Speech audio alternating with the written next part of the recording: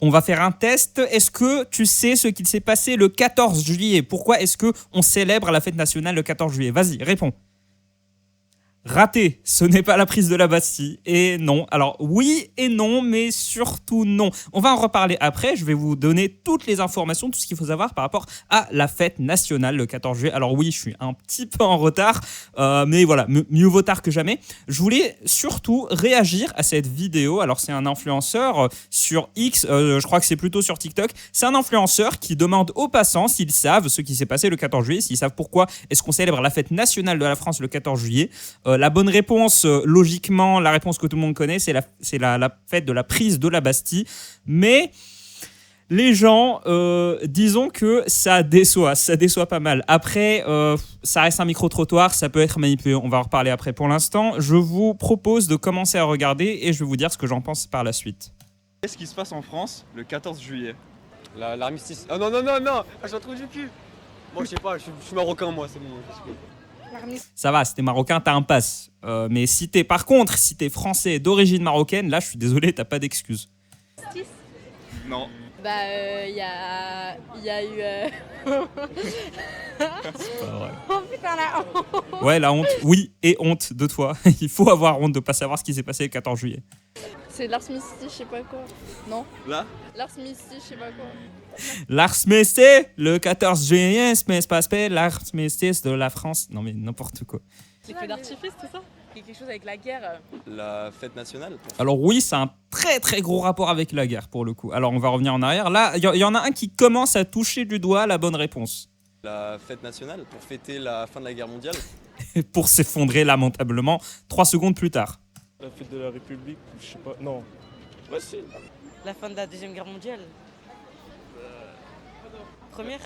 C'est pas la fête de l'Assemblée nationale, je sais pas quoi. La fête de l'Assemblée nationale.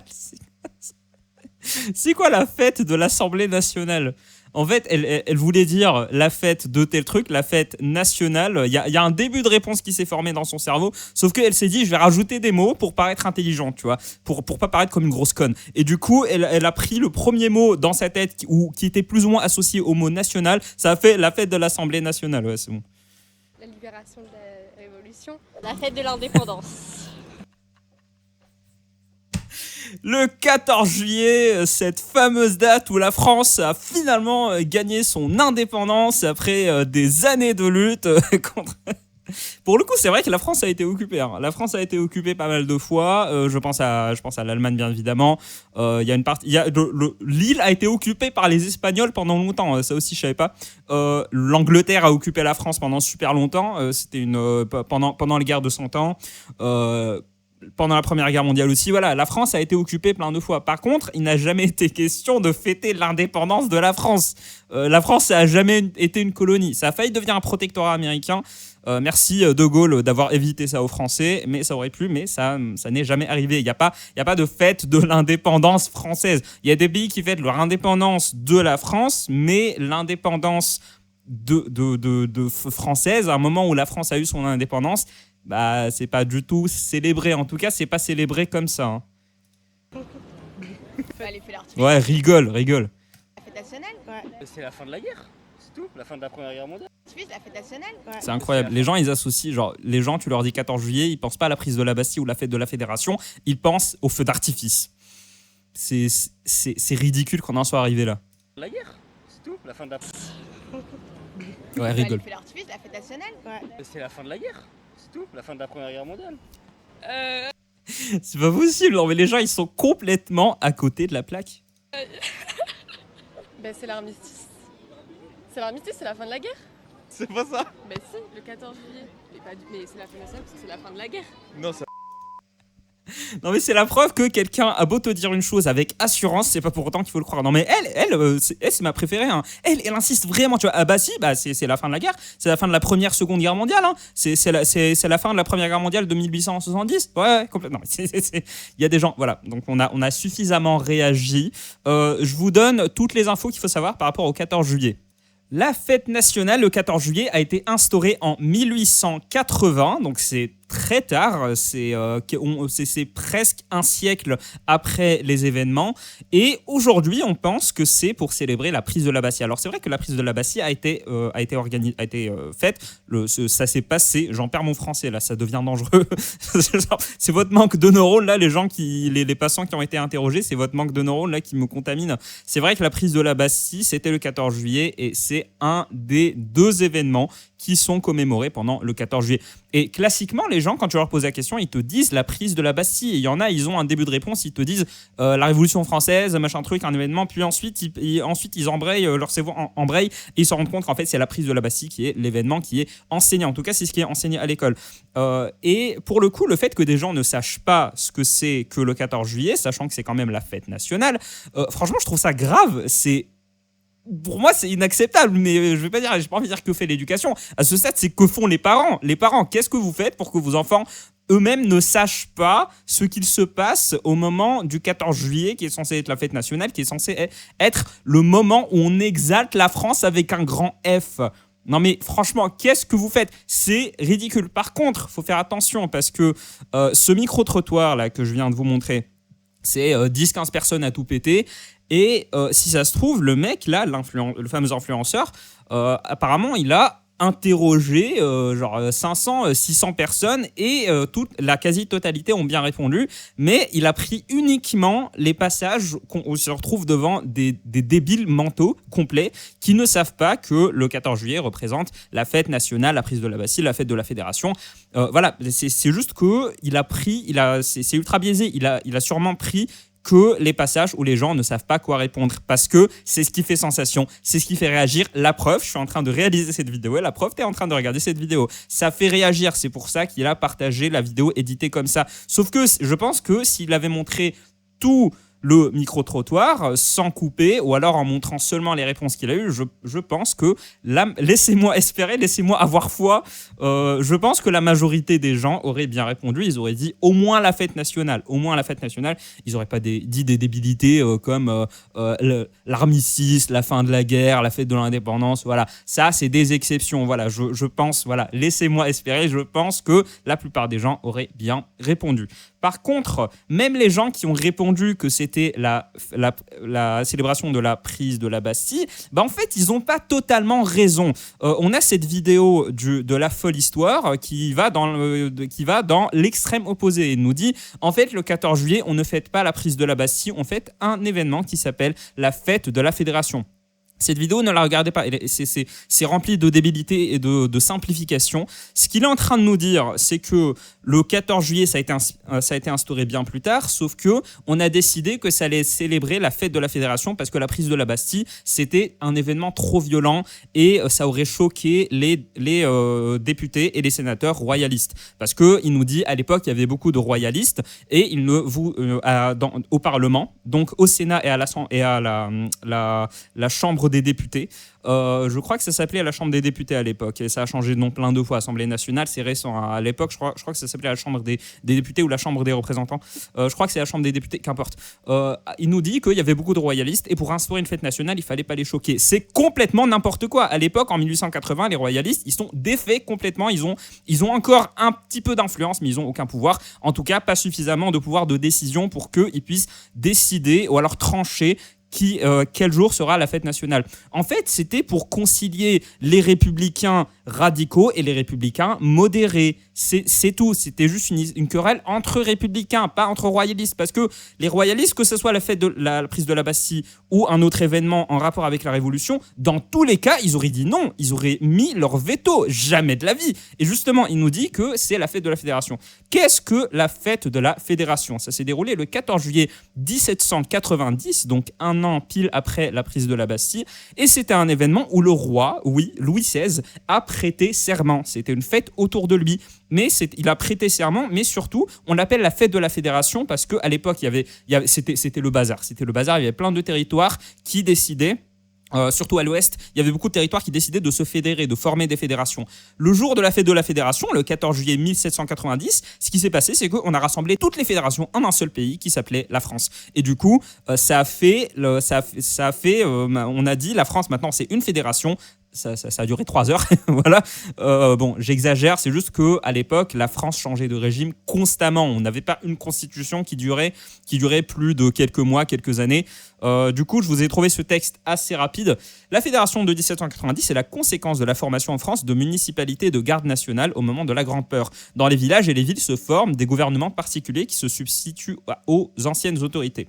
Alors, dans le Dauphiné, plusieurs représentants de communes réunis à Étoile près de Valence fraternisent et jurent de rester à jamais unis. C'est le premier cas connu de fédération, d'autres exemples suivent. Ils sont limités à la plupart des provinces et les provinces elles-mêmes se fédèrent elles-mêmes. Dans toutes les fédérations locales décident de se fonder en une fédération nationale à Paris le 14 juillet 1790. La cérémonie a lieu dans le Champ de Mars, transformé, etc., en immense amphithéâtre. 14 000 délégués venus de toute la province assistent en armes, ainsi qu'un nombre élevé de Parisiens à une messe célébrée par l'évêque d'Autun, Talleyrand, quai de l'Abbé Louis. Lafayette prête ensuite au nom de toutes les gardes nationales le serment d'être à jamais fidèle à la nation, à la loi et au roi, et de maintenir la constitution décrétée par l'Assemblée nationale. Le roi prête serment à son tour de maintenir la constitution. Voilà, c'est ça qui est célébré le 14 juillet.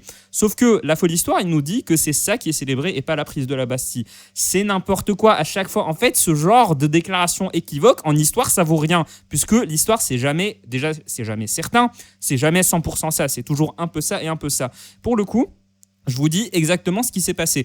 On a pensé à la prise de la Bastille, et c'est vrai que la prise de la Bastille, c'était trop violent. Sauf que dans les discours, quand tu vas voir les débats des représentants, des sénateurs, des députés à l'époque, ils disent « Alors, on va commémorer le 14 juillet, certes, la prise de la Bastille, on nous dit que c'était trop violent, sauf qu'ils maintiennent que c'était une étape nécessaire. » Ils considèrent que le jour de la prise de la Bastille, pas la prise de la Bastille en soi, qui était assez pathétique, hein, qu'on se le cache pas, le jour de la prise de la Bastille, on nous dit que c'était trop sanglant. Donc les députés sont conscients du fait que c'est trop sanglant et que ça risque de choquer. Et du coup, ils disent que il faut célébrer ce moment-là parce que c'était un moment où la France est partie en mode révolution. La révolution était à ce moment-là, c'était le début de la révolution qui allait triompher par la suite. Sauf que les députés à l'époque, en 1880, nous disent qu'ils considèrent que les crimes qui ont été faits, la violence, en fait, la France s'est rachetée par la fête de la Fédération un an plus tard, en 1790, et que c'est ça qu'il faut célébrer. Ce qu'il faut célébrer, c'est la Révolution. C'est pour ça que je rejette complètement l'idée qu'on ait pensé aux royalistes à l'époque pour ça, parce que les royalistes allaient de toute façon dire non. On célèbre la Révolution, donc à la fois la prise de la Bastille, le 14 juillet 1789, et le 14 juillet 1790, qui est la fête de la Fédération. Donc on célèbre les deux, puisque l'un a été nécessaire, la prise de la Bastille, et le deuxième a permis de racheter les crimes qui ont été faits pendant la Révolution. Et bien évidemment, à l'époque, c'était nécessaire puisqu'on préparait la guerre contre l'Allemagne. Je vous rappelle que 10 ans auparavant, la France s'était fait casser la gueule par l'Allemagne et que pendant tout ce temps, pendant toute la Troisième République, l'idée, comme disait Gambetta, il pensait toujours n'en parler jamais, c'est-à-dire on va se préparer à la vengeance contre l'Allemagne qui a eu lieu pendant la Première Guerre mondiale. En gros, l'idée, c'était de se préparer à la Première Guerre mondiale.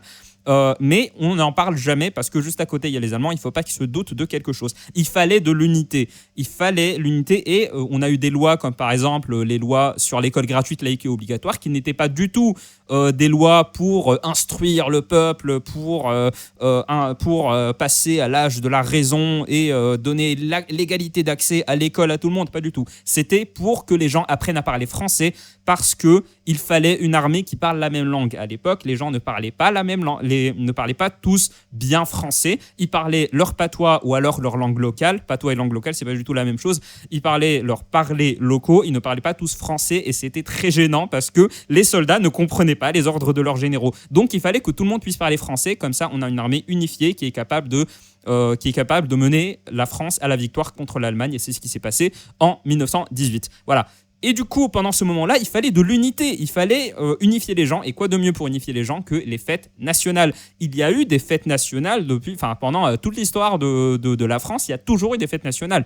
Un moment, pendant la Restauration, c'était la Saint-Louis. Pendant l'Empire et pendant le Second Empire, je vous jure que c'est vrai, il y avait une fête qui s'appelait la Saint-Napoléon, ce qui est complètement blasphématoire, sachant que c'était une grosse provocation, parce que Napoléon n'était pas saint du tout. Mais Napoléon a été excommunié par l'Église catholique parce qu'il a annexé les États pontificaux. Il a été excommunié et là d'un coup on le proclame, la France le proclame comme saint et on fête la Saint-Napoléon et ça a été instauré plus tard par Napoléon III à l'occasion de la restauration de l'Empire, donc le Second Empire. Voilà, il y a eu des fêtes, il y a toujours eu des fêtes nationales, il y a toujours eu des fêtes que toute la France célébrait même pendant l'Ancien Régime. Ça, bon, j'en parle pas parce que sinon je vous en parle pendant des heures. Mais voilà, je vous ai fait un petit peu l'inventaire de tout ça. Donc pour vous dire, il fallait un moment pour s'unifier, il fallait une fête nationale et c'est le 14 juillet qui a été choisi. Non pas pour célébrer la prise de la Bastille et pas non plus pour célébrer la fête de la Fédération, c'était pour célébrer cette espèce de syncrétisme historique entre les deux. Comme je vous l'ai dit, les députés, ils disaient, tout le monde, les gens n'étaient pas stupides à l'époque, ils allaient pas, le 14 juillet, forcément les gens allaient penser à la prise de la Bastille, surtout des députés à l'époque, ils connaissaient par cœur des députés républicains connaissaient par cœur toutes les dates de la Révolution, et les royalistes aussi connaissaient toutes les dates de la Révolution, donc à aucun moment on était en mode non, vous en faites pas, on va célébrer le 14 juillet, hein, non, vous en faites pas, c'est pas la prise de la Bastille, en fait c'est la fête de la Fédération. Non, personne n'était aussi stupide. On célèbre les deux, puisque les deux se complémentent entre guillemets, mais surtout là, on a associé ça à la fête nationale avant tout parce que c'était un moment d'unité. Le drapeau bleu blanc rouge, c'est quoi? Petit test. Est-ce que vous savez ce que c'est le drapeau bleu blanc rouge?